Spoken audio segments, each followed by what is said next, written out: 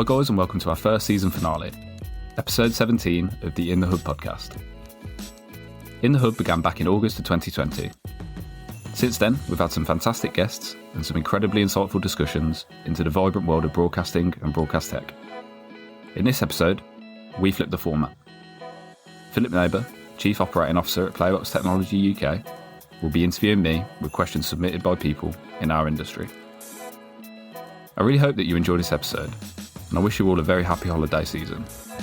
Don't worry, we won't be gone for long. Stay tuned for some exciting updates about Season 2, which will launch bigger and better than ever in 2021. Okay, so hi Neil. Good morning, Philip. Today we're going to do a podcast with a slight twist. Over the last few weeks, we've had a number of questions about you, Neil. And so for our wonderful listeners, I will ask some of the following questions that have come in. So Neil, how did you first get started within our wonderful broadcast industry? Just want to say first, thank you, Philip, obviously, for having me. And it's quite an experience being on the other side of the table at the moment. Well, thank you for letting me hijack your podcast. And thank you to all the people who've asked questions about me as well and been curious about me.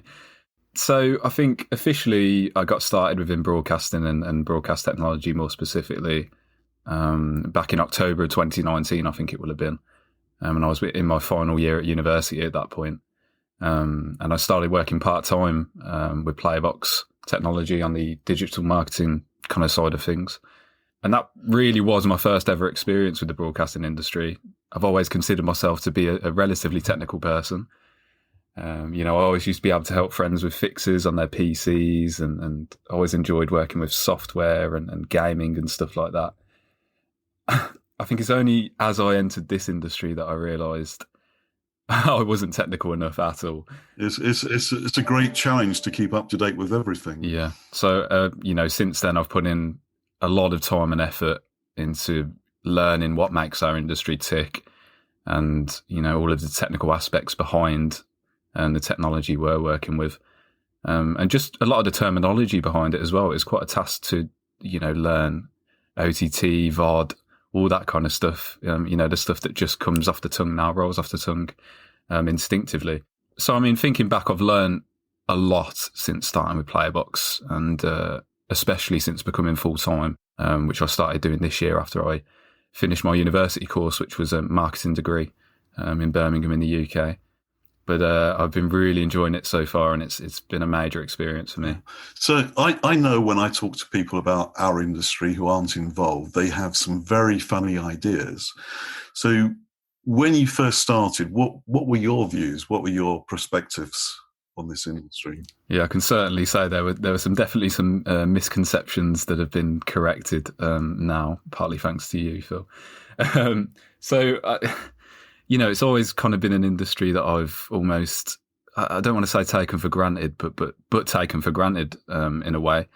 So, the regular stuff, I'd log on to Netflix or an OTT platform and really not pay much mind to how the content actually comes to be there.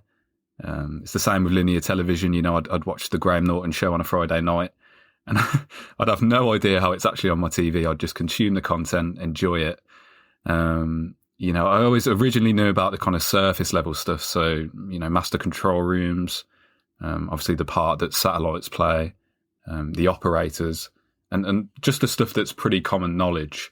But, since actually getting headfirst into this industry, you find out just how much work these people put in, just how much technology is behind it all.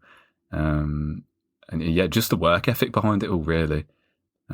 So I always consider myself as having a little bit more experience in streaming. That's an industry I've always been quite interested in. Goes hand in hand with my kind of interest in gaming and stuff like that. Obviously, that in part is an industry that's boomed exponentially over the last few years. The rise we've seen with esports and platforms like Twitch and stuff like that. So I always kind of viewed those industries as two separate ecosystems. But it's only now that I realise just how kind of intertwined these industries are. And just how much these streaming giants and the streaming software and platforms tie into the traditional stuff that we know and love. So I've always kind of viewed it as an industry that has high barriers to entry, in part because of the technical knowledge that's required and stuff like that. But when you do start getting stuck in, and you talk to people, and you do all this research and learn all this technical stuff, you really find out that it's just not that difficult to get started in. And now especially, it's really developed into an exciting industry that I feel just really proud in myself of being a part of, and almost like I've got kind of bragging rights to say, I know what's going on here now, and we play a pretty incremental part in it. Okay. So, Neil, I can think of lots of good reasons why you joined PlayBox. The fact that Yes. we're one of the market leaders in playouts, and we've been around for almost 20 years. But Yep. Why did you choose PlayBox? Of all the companies in our industry, why PlayBox? Yes, it's an interesting one. I think that fundamentally it's exciting. That's the one word that always kind of comes to mind. With PlayBox, you're really in the thick of it. There's a lot of innovation and development going on a day-to-day basis, and more in terms of the work I do. There's a lot of responsibility that comes with my role, and it's quite a flexible structure as a company.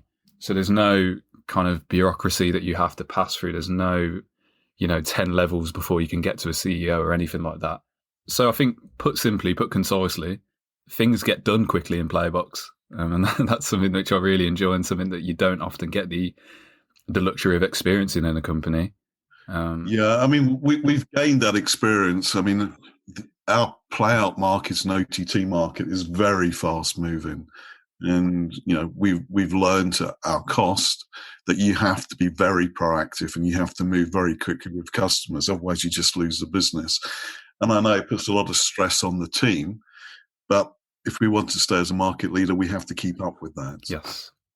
So, of course, there's the heritage of the channel in a box as well. And it's awesome to be part of a company that, still continues to define an industry, and did so, way back with the conception of the channel in a box.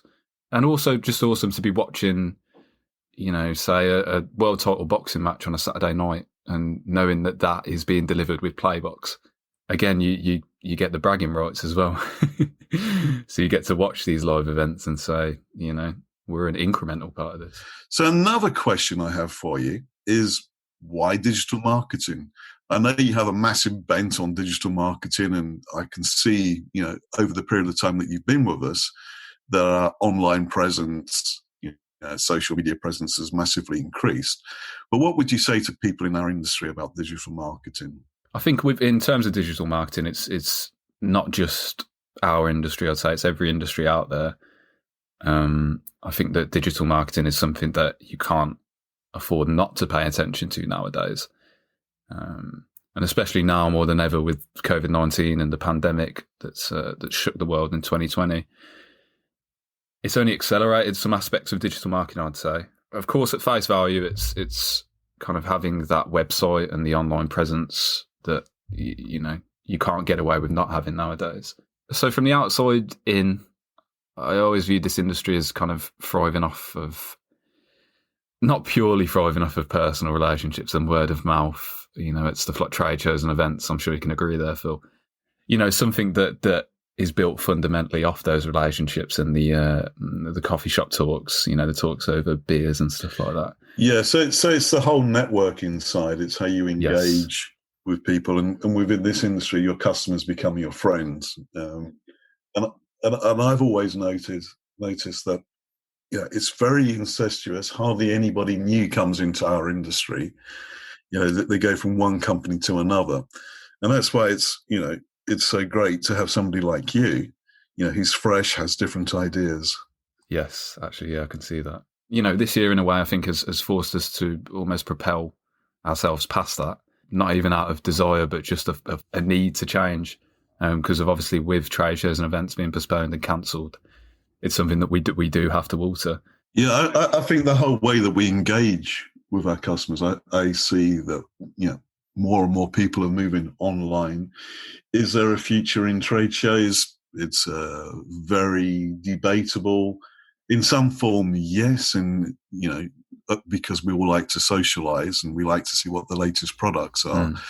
But now, more and more, I can see how easy for both ourselves and for our customers. It is to do these things online. Yeah, 100%. And I know we both attended BAM Live a little bit earlier in December, and that to me was a fantastic event. I really enjoyed that. So I know that there is a future for these virtual events, but I guess only time will tell whether physical events can continue.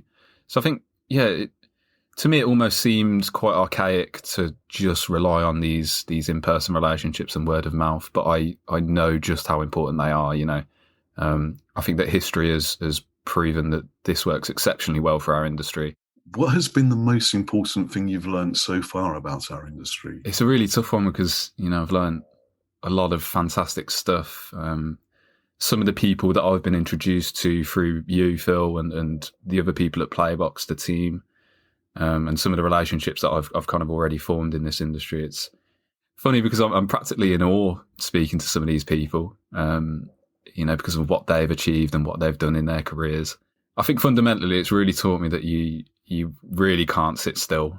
And, you know, from some of the work that goes into some of our clients carrying out these massive live events, even down to their scheduling and preparation for their linear TV channels.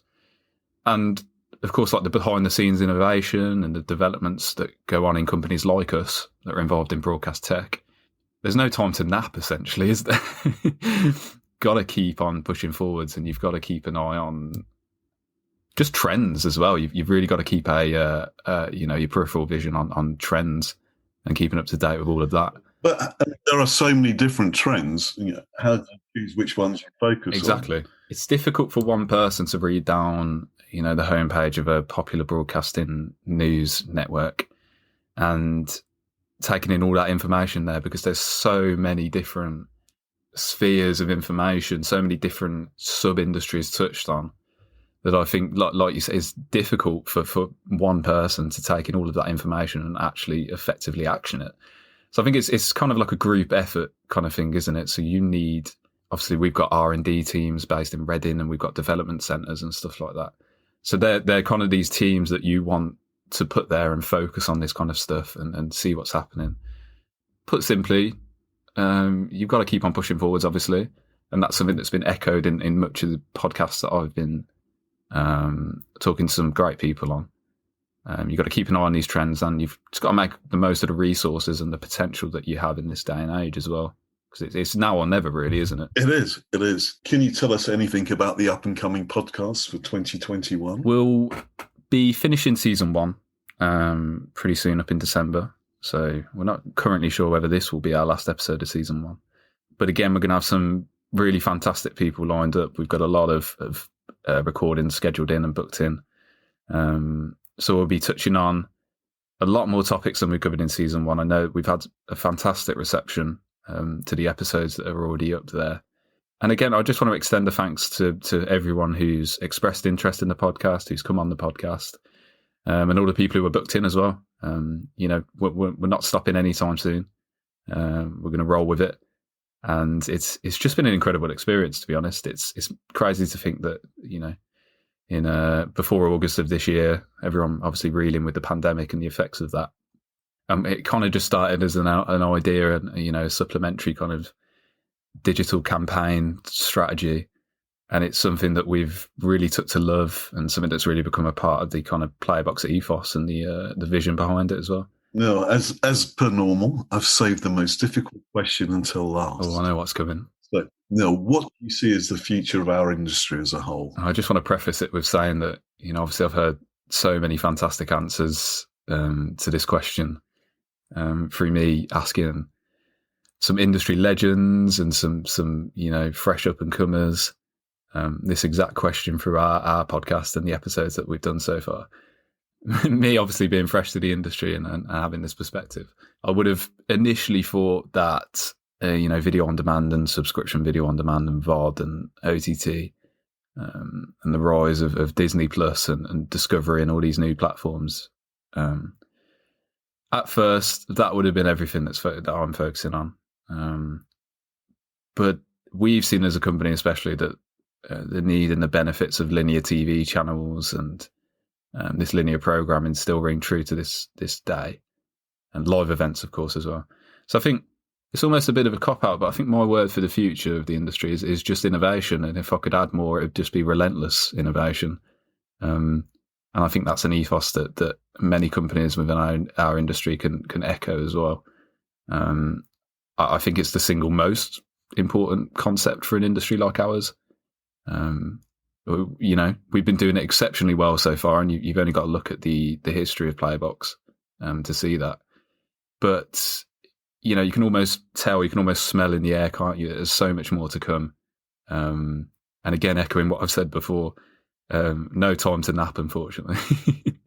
But it's, No, I agree. It's 100% engagement or nothing. Yeah, exactly. You've got to put your whole heart into it, or there's almost no no point, really, isn't it? It's, if you've got no passion for it, there's no point. So, just fundamentally, it's exciting, and I simply can't wait to see what the future holds. And working with PlayBox, we're at the forefront of that. We're almost in the first line of battle there.